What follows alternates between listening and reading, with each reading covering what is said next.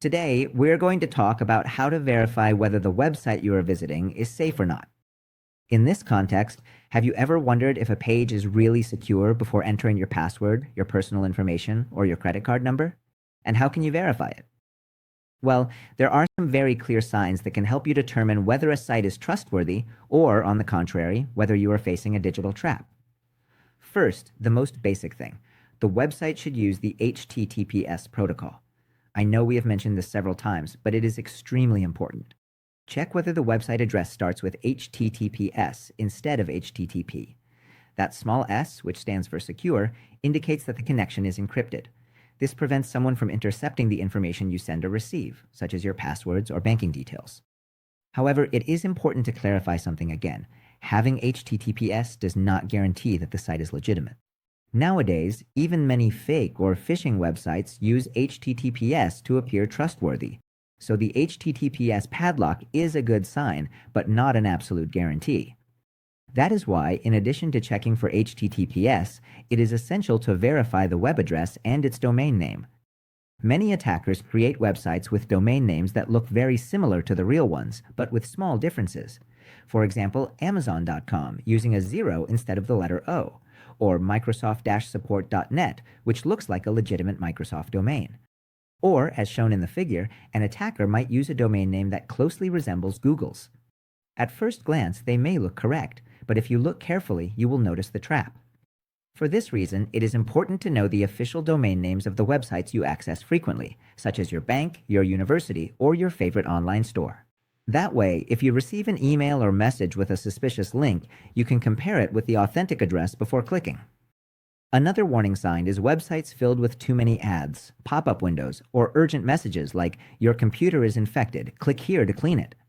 This is often a tactic to trick you into installing malware without realizing it. Do not trust logos or fake security certificates either, as they are very easy to copy to create a false appearance of legitimacy. Also, if your browser shows a security warning when you try to access a website, take it seriously. Do not ignore messages such as "Your connection is not private" or "The certificate is not valid." These alerts indicate that something is wrong with the site and that continuing could be dangerous. Another useful tip is to hover your mouse over links before clicking on them. This allows you to see the full address the link will take you to.